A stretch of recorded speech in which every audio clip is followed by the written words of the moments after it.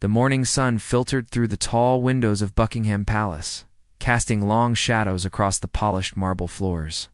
Camilla stood in the Queen's private sitting room, her hands trembling slightly as she held a delicate porcelain teacup. She had been Queen Consort for nearly 2 years now, but the weight of the crown had never felt heavier than it did on this particular morning, outside. The streets of London buzzed with their usual energy. Tourists gathered at the palace gates, cameras ready to capture even the smallest glimpse of royal life. Inside, however, a storm was brewing that would shake the very foundations of the monarchy. Camilla had made a decision, one that went against every protocol, every tradition, and every piece of advice she had received from the palace advisors. The decision had come to her 3 weeks ago. During a quiet evening at Clarence's house, she had been reading through correspondence, when she came across a letter that changed everything. It was from a young woman named Sarah, single mother from Manchester, who had written about her struggles to keep her family together after losing her job. The letter itself was ordinary enough. Thousands of such letters arrived at the palace every week. But something in Sarah's words struck Camilla deeply. Sarah wrote about her daughter, Emma, who was 8 years old and had been diagnosed with a rare medical condition.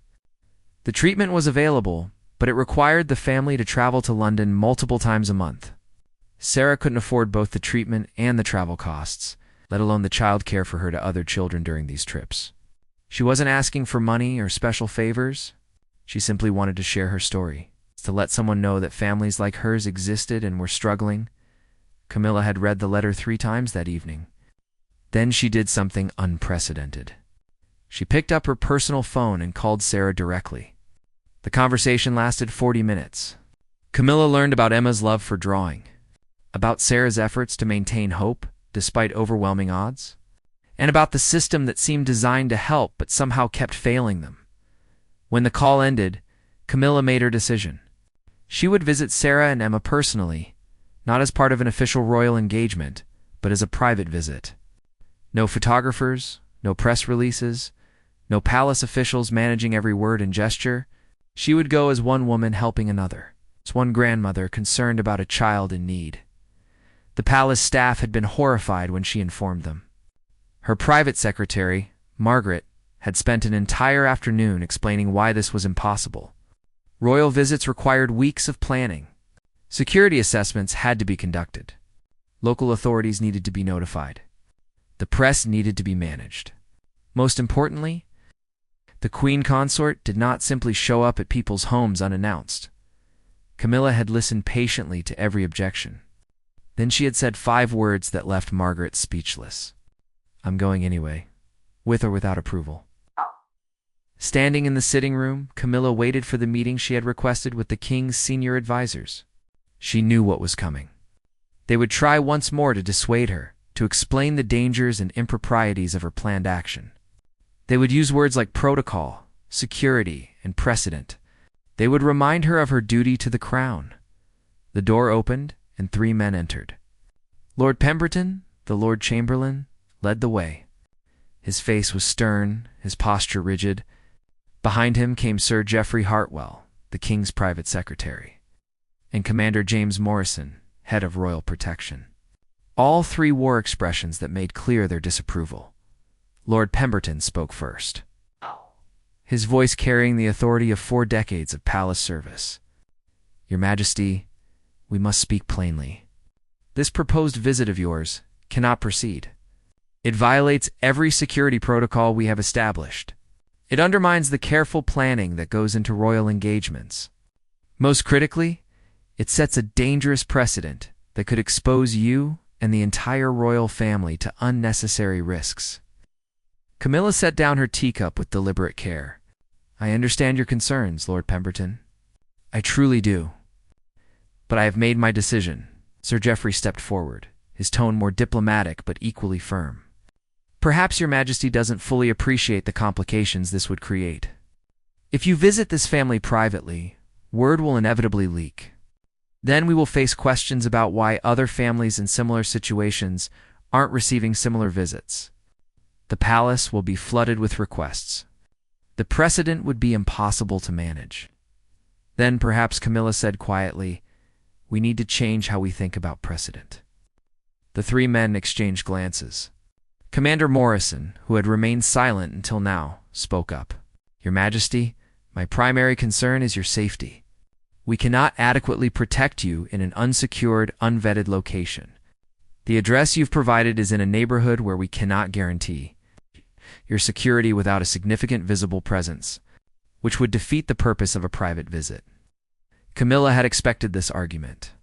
Commander Morrison, I have the utmost respect for your expertise and your dedication to protecting the royal family. But I grew up visiting people in their homes. I spent years before my marriage engaging with communities across Britain. I am not a fragile ornament that needs to be kept behind glass. Lord Pemberton's face darkened. With respect, Your Majesty, you are not Queen Consort then. Your position has changed. Your responsibilities have changed. Your vulnerability has changed. And my humanity, Camilla asked, her voice rising slightly. Has that changed as well? Am I no longer allowed to respond to someone in need with simple human compassion? The room fell silent. Sir Geoffrey cleared his throat. Your Majesty, no one is questioning your compassion. We are simply trying to help you understand that your role requires certain sacrifices. Personal spontaneity is one of them. Everything you do as Queen Consort carries symbolic weight. Your actions represent not just yourself, but the entire institution of the monarchy. Camilla walked to the window, looking out at the palace gardens. She thought about all the official visits she had conducted, the carefully staged photo opportunities, the scripted conversations with pre-selected citizens. She thought about the genuine connections she had made despite the formality, the real people she had met whose lives had touched hers. And she thought about Emma, an 8-year-old girl who was fighting for her health while her mother fought to keep their family afloat. Gentlemen, she said, turning back to face them, I appreciate that you are trying to protect both me and the institution we serve. But I would argue that the monarchy's greatest vulnerability is not physical danger. It is irrelevance. It is the perception that we are so removed from ordinary life that we cannot possibly understand or care about the struggles of real people. Lord Pemberton started to speak, but Camilla raised her hand. Please, let me finish. When I married into this family, I knew I was accepting enormous responsibilities. I knew I would be scrutinized, criticized, and held to impossible standards. I accepted all of that. But I did not accept that I would lose my ability to act on my conscience, to respond to need when I see it, to be a human being first and a royal second. Sir Geoffrey shook his head. Your Majesty, it is precisely the opposite. As a royal, you must be a representative of the crown first. Personal feelings must be secondary to institutional duty. And what, Camilla asked, is our institutional duty if not to serve the people? What is the point of this entire elaborate system if it prevents us from actually helping anyone? Commander Morrison spoke up again. Your Majesty, if you insist on making this visit, I must insist on accompanying you with a full security detail. That is non-negotiable. Camilla considered this. How many people are we talking about? A minimum of 6 protection officers, plus advanced security sweep of the location and surrounding area. 6 officers for a visit to a family flat in Manchester. Camilla shook her head. That would terrify them. That would turn a gesture of compassion into a military operation. That is the reality of protecting someone in your position, Morrison replied. The standoff continued for another hour. Arguments were made and countered. Compromises were proposed and rejected. Through it all, Camilla remained firm in her intention, while the 3 advisors remained equally firm in their opposition. Finally, Lord Pemberton played what he clearly considered his strongest card. Your Majesty, I must inform you that if you proceed with this visit against our advice, I will have no choice but to brief His Majesty the King on this matter. This is a decision that affects the entire royal family, and he has a right to be informed. Camilla met his gaze steadily. Lord Pemberton, I have already spoken to the king about this. He expressed concerns similar to yours, but he also said something that I think you should hear. He said that one of the reasons he loves me is because I have never been willing to simply follow rules without questioning whether they serve a good purpose. He may not entirely approve of my decision, but he understands why I'm making it. This revelation clearly surprised the three men. Sir Geoffrey recovered first. And what was His Majesty's final position on this matter? He said. Camilla replied, that I am queen consort and must make my own decisions about how to fulfill that role. He would prefer I didn't put myself at risk, but he will not forbid me from following my conscience. The mood in the room shifted. The advisors had expected to use the king's authority as their ultimate weapon, but Camilla had neutralized that possibility. They were now faced with a queen consort who had made up her mind and had at least tacit support from the king himself. Lord Pemberton made one final attempt. Your Majesty, even if His Majesty is willing to allow this, I must point out that the reaction from the press and public will be significant. Some will praise your compassion, but others will criticize you for breaking protocol. Some will accuse you of grandstanding, of using this family situation for publicity, even if that's not your intention. Are you prepared for that scrutiny? Camilla smiled sadly. Lord Pemberton, I have been scrutinized and criticized for the better part of 4 decades. I have been called every name imaginable. I have had my character, my appearance, my worth as a human being questioned and debated in newspapers and online forums around the world. One more controversy is not going to break me. What would break me is looking in the mirror and seeing someone who chose institutional comfort over human decency. The three men realized they had lost. They could see it in each other's faces. The queen consort was going to Manchester, and nothing they said was going to stop her. 3 days later, Camilla found herself in the back seat of an unmarked car, heading north toward Manchester. Commander Morrison sat beside her, his jaw tight with tension. Despite her wishes for minimal security, he had refused to allow her to travel with fewer than 4 protection officers. They were in 2 vehicles, trying to maintain as low a profile as possible. The compromise they had reached was far from ideal for either side. Camilla had wanted to take a train to travel as normally as possible. The security team had vetoed that immediately. She had wanted to arrive alone at Sarah's flat. They had insisted on at least 2 officers maintaining visual contact at all times. Eventually they had settled on this arrangement, which satisfied no one but at least allowed the visit to proceed. As the car moved through the motorway traffic, Camilla stared out at the passing landscape. She thought about the conversation she'd had with Charles the night before she left. He had come to her private sitting room after dinner, something he rarely did. Usually, they discussed official matters during the day and kept their evenings for lighter conversation. "You're really going through with this," he had said. Not as a question, but as a statement. "I am," she had replied. Charles had paced the room for a moment, his hands clasped behind his back in that characteristic way he had when he was troubled. "You know, they're calling it Camilla's rebellion in the private offices. The staff doesn't know what to make of it." "And what do you make of it?" she had asked. He had stopped pacing and looked at her directly. "I think you're either very brave or very foolish. Possibly both. I think you're about to open a door that we may not be able to close again. And I think that despite all my concerns about protocol and precedent, part of me admires what you're doing." Those words had meant more to Camilla than he probably realized. Charles had spent his entire life navigating the impossible balance between personal conviction and royal duty. He had championed unpopular causes, spoken out on controversial issues, and fought to modernize an institution resistant to change. Yet he had always done so within certain boundaries, always maintained certain formalities. For him to acknowledge that those boundaries might sometimes need to be crossed was significant. The car slowed as they entered Manchester's outer suburbs. Commander Morrison's phone buzzed constantly as his team coordinated their movements. The advance officers had already swept Sarah's building and the surrounding area. They had identified entry and exit points, assessed potential security risks, and established communication protocols.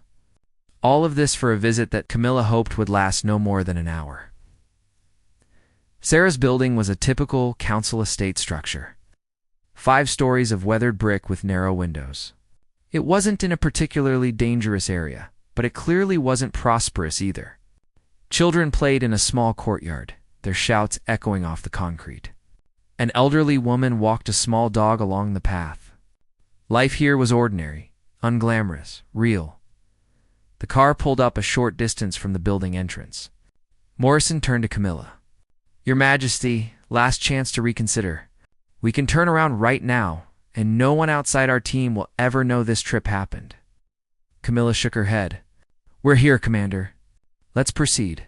She stepped out of the car. Camilla was immediately aware of the attention her presence drew, despite the lack of official fanfare. A few people stopped and stared, clearly trying to figure out why this well-dressed woman with obvious security personnel would be visiting their neighborhood. One young man actually pulled out his phone, and Camilla saw Morrison tense. "Leave him," Camilla said quietly. "If he posts something on social media, so be it. That's not our concern right now." They entered the building through a narrow doorway that led to a dimly lit stairwell. The lift was broken, according to the building manager who had been quietly briefed by security the day before. Sarah lived on the 4th floor. As they climbed, Camilla noted the peeling paint, the flickering light on the 3rd floor landing, the faint smell of cooking and damp that permeated the space. This was a world away from palaces and staterooms. This was where millions of British citizens actually lived, in buildings that were functional but far from comfortable, in circumstances that required daily resilience just to maintain basic dignity.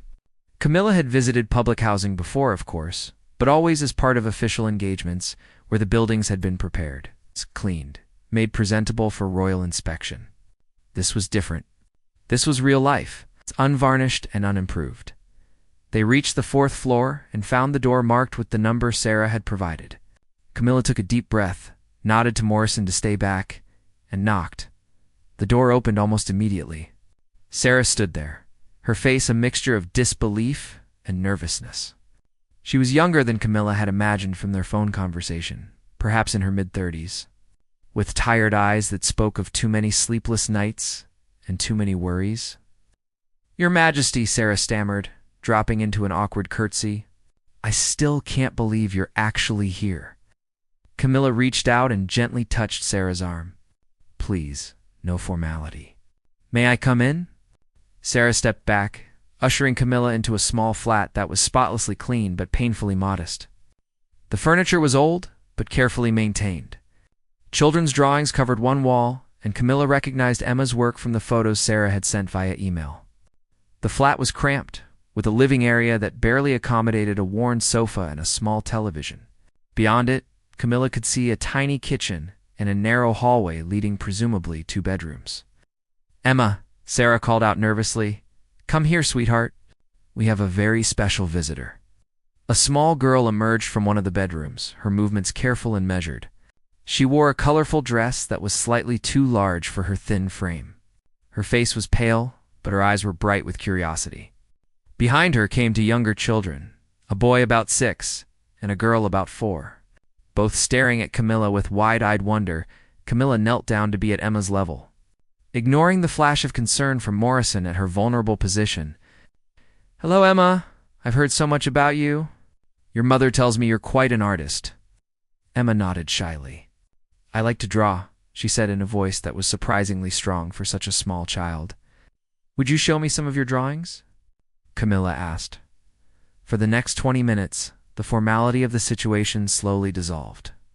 Emma brought out a folder of her artwork, explaining each piece with growing confidence. She had drawn her family, her school, the view from her window, and imaginative scenes of castles and dragons. Camilla listened intently, asking questions and offering genuine praise. The younger children gradually overcame their shyness and joined in. Eager to share their own stories, Sarah made tea in the tiny kitchen, and Camilla insisted on joining her there. In that cramped space, with chipped mugs and an old kettle, the 2 women talked with surprising ease.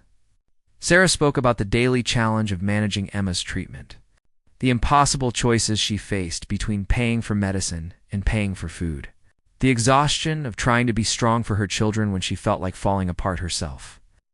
"The system is supposed to help," Sarah said, her voice breaking slightly. "And parts of it do. The NHS has been wonderful with Emma's care.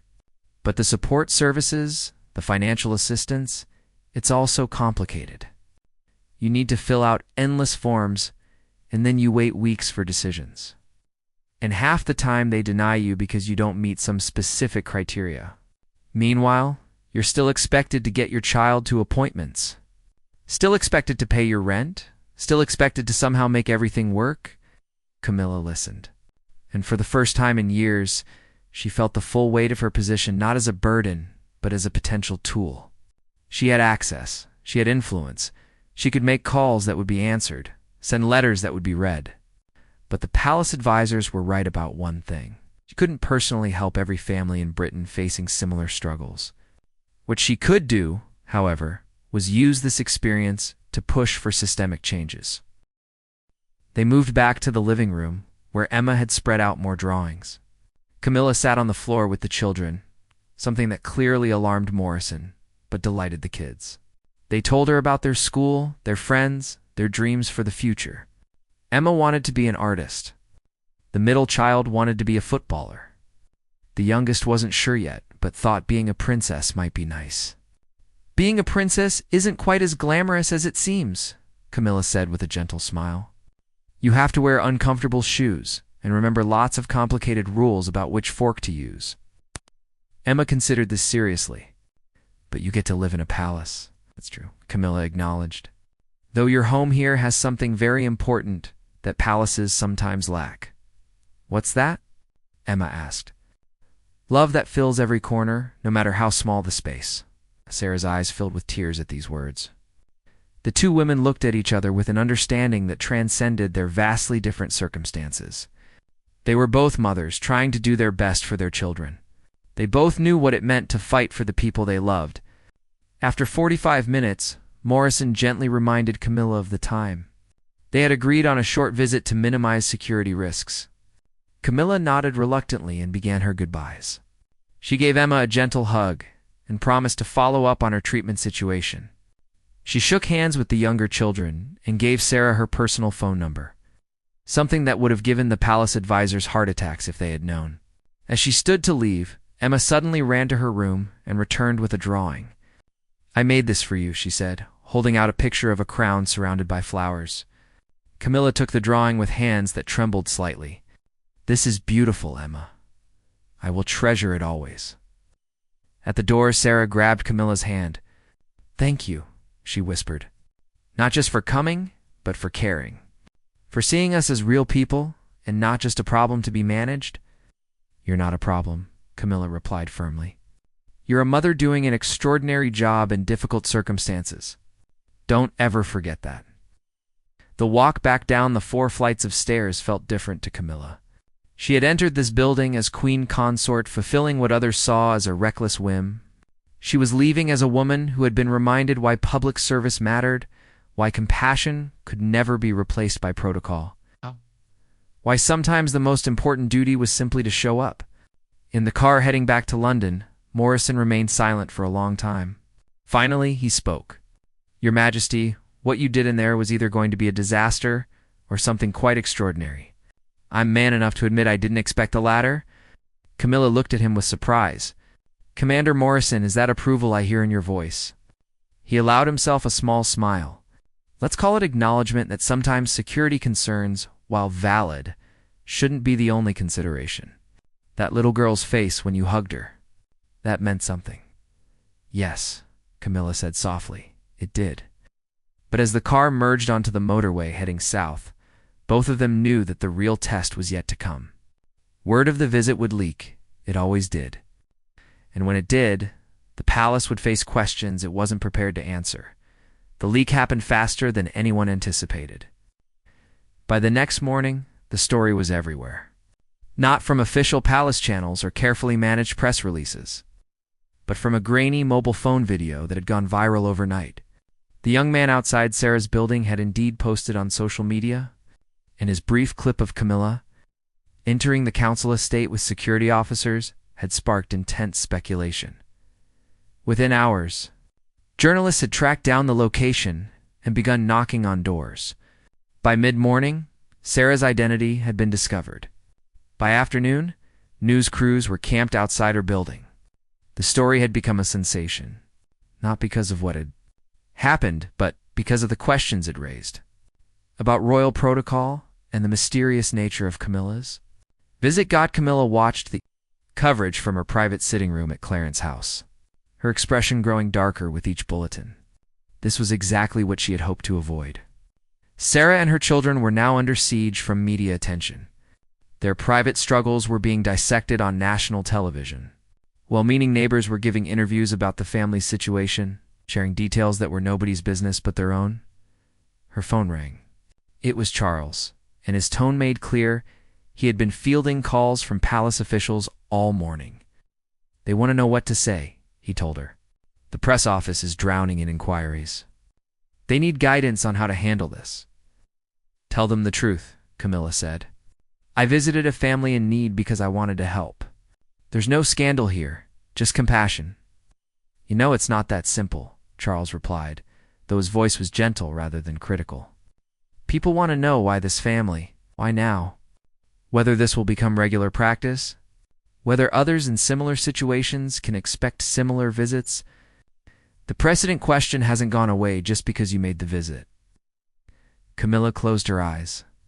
"I know, but Charles, if you could have seen that little girl's face, if you could have felt what I felt in that small flat, these aren't abstract policy questions to me anymore. They're real people with real struggles." "I'm not arguing with you," he said quietly, "but we need to manage this carefully. The palace needs a statement, something that acknowledges what you did without promising something we can't deliver to thousands of other families." By early afternoon, Lord Pemberton had arrived at Clarence's house with a draft statement. His expression was carefully neutral, but Camilla could sense his suppressed frustration. He had opposed this visit, predicted these complications, and now had to manage the fallout. "Your Majesty," he began formally, "the Palace Press Office proposes the following statement. Her Majesty the Queen Consort undertook a private visit to a family in Manchester as part of her ongoing interest in healthcare, accessibility, and family welfare. Her Majesty was moved by correspondence from the family and wished to learn more about their situation. The visit was conducted privately out of respect for the family's privacy." Camilla read the statement twice. It was professionally crafted, giving nothing away while acknowledging the basic facts. But it felt cold, bureaucratic, and stripped of the human emotion that had motivated her actions. "No," she said firmly. "This makes it sound like a policy research visit. It wasn't. I went because a mother reached out and I wanted to help. The statement should reflect that." Lord Pemberton's jaw tightened. "Your Majesty, with respect." A statement emphasizing personal emotion opens us to exactly the questions we're trying to avoid.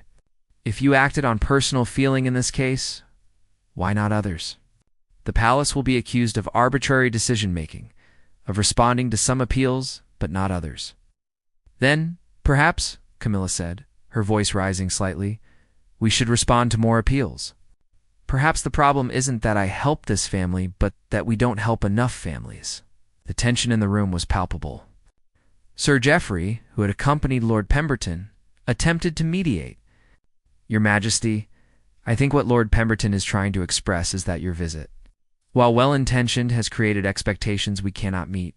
The palace has already received over 300 new letters and emails from families asking for similar visits. We simply don't have the resources or security capacity to fulfill such requests." Camilla stood and walked to the window, her back to the two men. Outside, London continued its busy rhythm, millions of people living their lives, facing their challenges. Most of them never expecting help from the royal family. But some had dared to hope, and her actions had amplified that hope. "What if," she said slowly, still facing the window, "we used this as an opportunity rather than a crisis? What if we announced a new initiative, something structured and official, that allows me to engage more directly with families facing hardship?" Lord Pemberton and Sir Geoffrey exchanged glances. This was not what they had expected. Sir Geoffrey spoke carefully. "What sort of initiative did your Majesty have in mind?" Camilla turned back to face them, and they could see her mind was already working through the details. "Something that combines private compassion with public advocacy. I could visit a family each month, perhaps selected through a formal process. Each visit would be used not just to help that specific family, but to highlight broader issues, systemic problems that need addressing. We document the visits, we share the stories with permission, we use the publicity to push for policy changes, Lord Pemberton was already shaking his head. Your Majesty, that would be extraordinarily complex to organize. The security implications alone would be staggering. Monthly visits to unsecured locations across the country? The cost and logistics would be prohibitive. Then we find a way, Camilla said with steel in her voice. We justify the cost and the logistics by actually accomplishing something meaningful. The monarchy costs British taxpayers a significant amount of money every year. Perhaps it's time we demonstrated more tangible value beyond ceremony and tradition. Sir Geoffrey was more diplomatic. Your Majesty raises an interesting point.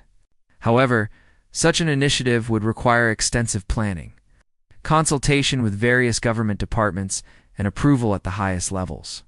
It's not something that can be implemented quickly in response to current media pressure. I'm not suggesting we announce it today, Camilla replied, but I'm suggesting we start working on it now. And in the meantime, I want a statement that honestly reflects why I visited Sarah and her family. Something human, not something that sounds like it was written by lawyers afraid of their own shadows. There was a long pause. Finally, Lord Pemberton spoke with visible reluctance. Perhaps Your Majesty would care to draft the statement yourself? The press office can then review it for any necessary adjustments. Camilla nodded. I'll have something within the hour. When the two men left, Camilla sat at her desk and began to write. She went through several drafts, finding it harder than expected to capture her feelings in language suitable for public release. Eventually, she settled on wording that felt honest, without being inflammatory. The final statement read, "Last week, I received a letter from a mother facing challenges that would test anyone's strength. She wasn't asking for help, simply sharing her family's story. I was moved to respond, not as queen consort, but as one mother understanding another's struggles. I visited Sarah and her family because sometimes the most important thing we can offer is simply our presence and our attention. This visit has taught me that we must find better ways to connect the resources and influence of the monarchy with the real needs of real families. I am committed to working with advisors and government officials to develop initiatives that do exactly that." The statement was released that evening. Public reaction was swift and divided. Social media erupted with debate. Some praised Camilla's compassion and called for more royals to follow her example. Others criticized what they saw as publicity-seeking behavior or worried about the precedent being set. Several prominent commentators questioned whether the monarchy should be involving itself in individual welfare cases at all. The most unexpected response came from Sarah herself. She released a brief video message from her flat, with Emma visible in the background. "I never expected any of this attention," Sarah said, clearly uncomfortable on camera, but determined to speak. "I wrote to the palace because I needed to tell someone what families like mine are going through. I never imagined anyone would actually respond, let alone visit. What Her Majesty did meant everything to us, not because she's royal, but because she cared enough to show up. Everyone criticizing her should ask themselves when they last did something inconvenient to help a stranger." The video went viral, garnering millions of views within hours. Public opinion began to shift. Suddenly, the debate wasn't just about protocol and precedent, but about the nature of service. It's the meaning of leadership and the role of institutions in an age when people craved authentic human connection. 3 days after the visit, Camilla received an unexpected call. It was from the Prime Minister, requesting a private meeting. When they met the following morning at Downing Street, the Prime Minister came straight to the point.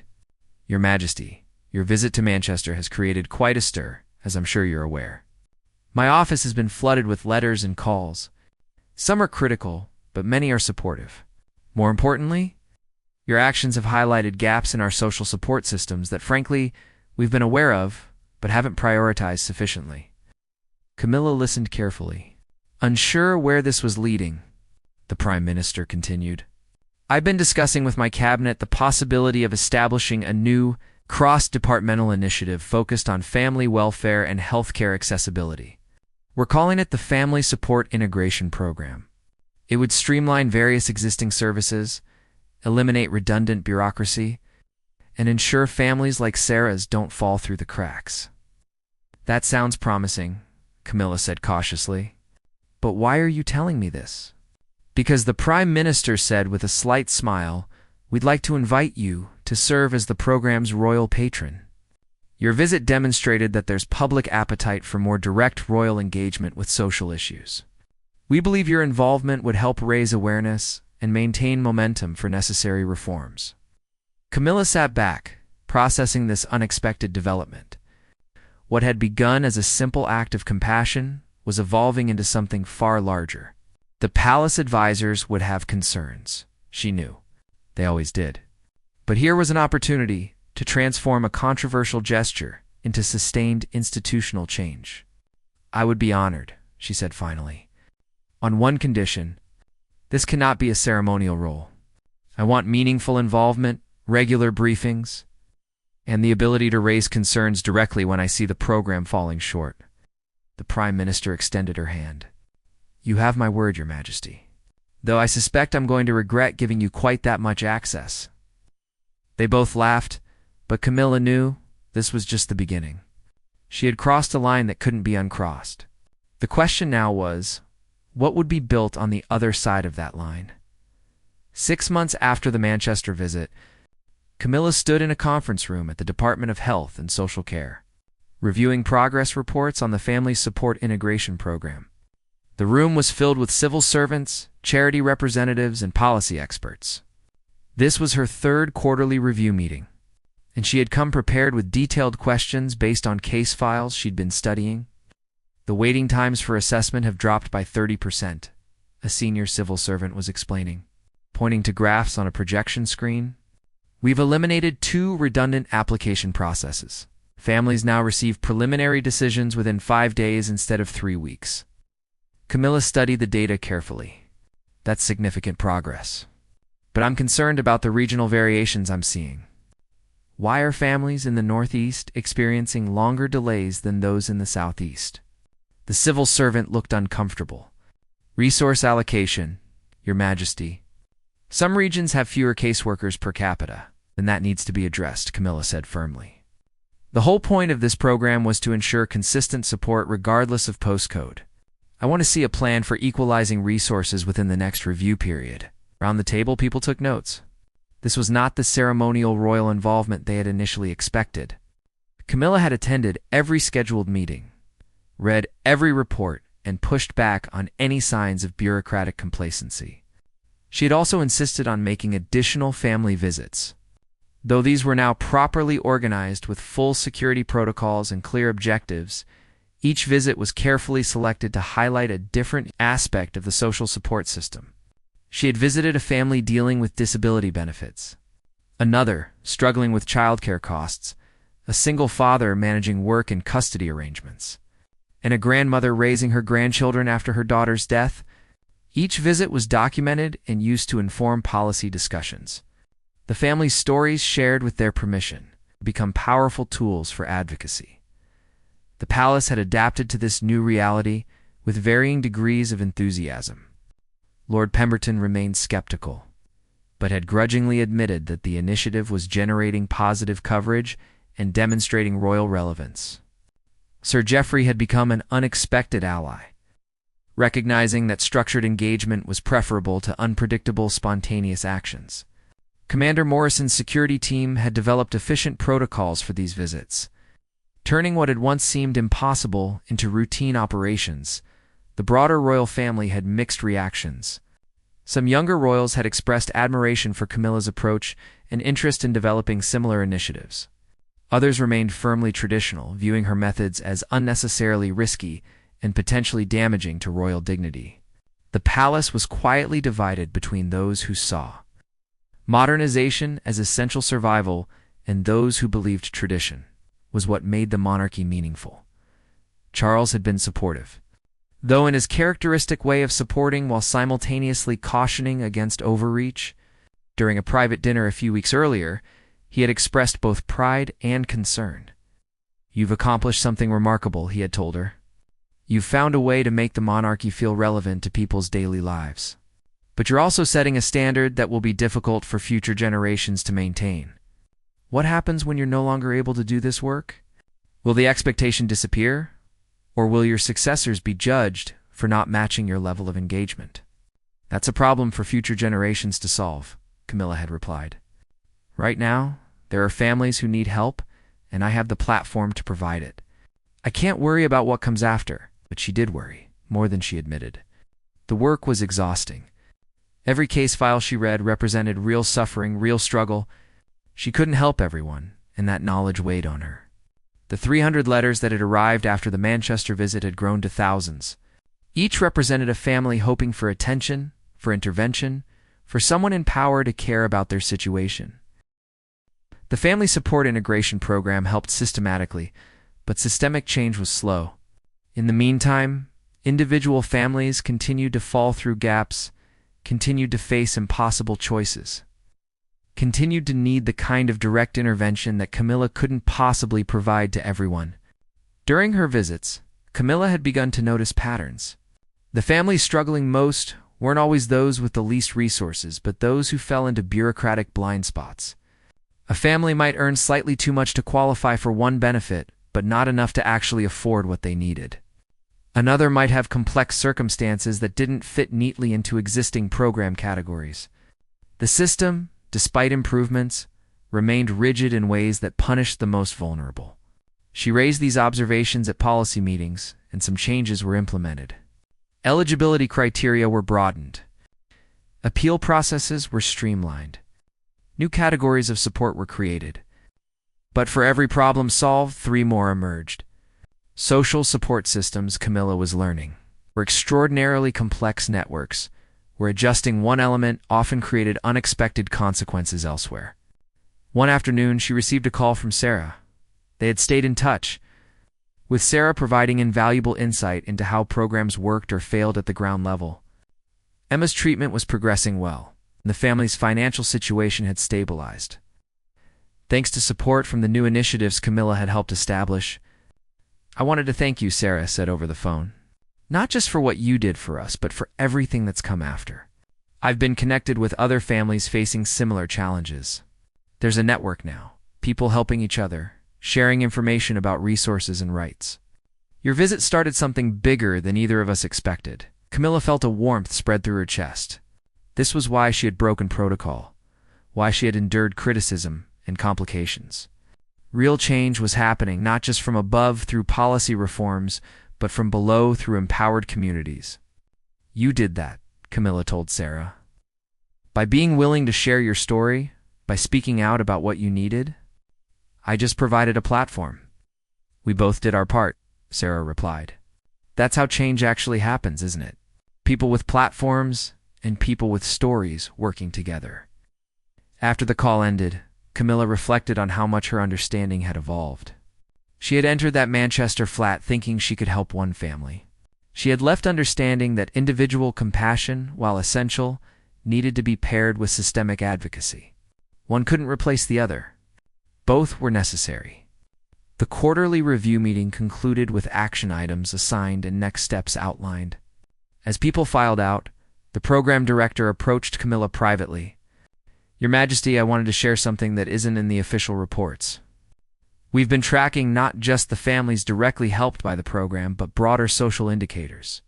Hospital admission rates for stress-related illnesses are down in areas where the program is most active. School attendance is improving among children from struggling families. Even employment rates are showing marginal improvement." Camilla absorbed this information. Why isn't this in the official reports? Because the connections are correlational, not definitively causal. We can't prove the program is responsible for these broader improvements. But the timing and geographic distribution are suggestive. "Include it in the next report anyway," Camilla said. "Clearly note the limitations, but share the data. People need to see that supporting families isn't just compassionate, it's economically and socially beneficial." That evening, Camilla returned to Clarence's house exhausted but satisfied.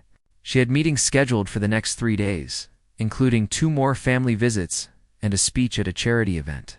Her calendar was relentlessly full, her energy constantly depleted. But the work felt meaningful in a way that ribbon-cutting ceremonies and formal dinners never had. Charles found her in her sitting room, reviewing briefing papers for the next day's visit. He settled into the chair across from her, studying her face with concern. "You're pushing yourself too hard," he said gently. "Even champions of social reform need rest." "I'll rest when I've made enough difference," Camilla replied, not looking up from her papers. "That day will never come," Charles said. "There will always be more families needing help, more problems to address. You can't save everyone." Camilla finally met his eyes. "I know that. But I can save some. I can improve systems that will help many more. And maybe I can inspire others to do the same. That has to be enough." Charles reached over and took the papers from her hands. "It is enough. More than enough. But you need to pace yourself. This is a marathon, not a sprint." She allowed herself to lean back in her chair, feeling the exhaustion she had been pushing aside. "Do you ever regret that I did this? That I broke protocol and started all of this?" Charles considered the question seriously before answering. "I regret the stress it's caused you. I regret the criticism you've endured. But the work itself? No. You've reminded people that the monarchy can be more than ceremony and tradition. You've shown that duty doesn't mean distance, that service can be personal and direct. That's valuable, even if it's complicated." Later that night, unable to sleep, Camilla went to her desk and pulled out the drawing Emma had given her 6 months earlier. The crowns, surrounded by flowers, had been framed and placed where she could see it every day.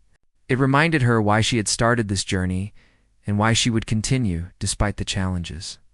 She thought about all the families she had met, all the stories she had heard. She thought about the policy changes implemented, the lives improved, the gaps closed. She also thought about the families she hadn't been able to help, the letters she couldn't personally answer, the problems that remained unsolved. The palace was quiet at this hour, the ancient building settling into nighttime stillness. Somewhere in London, families were struggling through another difficult night. Some would receive help from the programs she had influenced. Others would continue to struggle, falling through cracks that remained despite reform efforts. Camilla made a decision in that quiet moment. She would continue this work as long as she was able. She would push boundaries, challenge protocols, and advocate for those who couldn't advocate for themselves. She would accept the criticism and the exhaustion as necessary costs of meaningful service. The monarchy had survived for centuries by adapting to changing times while maintaining core traditions. Perhaps her contribution would be demonstrating that adaptation. It could mean more than modernizing ceremonies or embracing new media. Perhaps real adaptation meant remembering that the institution existed to serve people, not the other way around. She returned to bed and slept deeply, dreamlessly. Tomorrow would bring new challenges, new families to meet, new problems to address. But it would also bring opportunities to make real differences in real lives. That made everything worthwhile. In Manchester, Sarah was also awake, helping Emma with a drawing project for school. The little girl was creating a picture story about kindness, featuring a queen who visited a sick child and started a movement to help families everywhere. It was a child's simplified version of events, but in its simplicity, it captured the essential truth.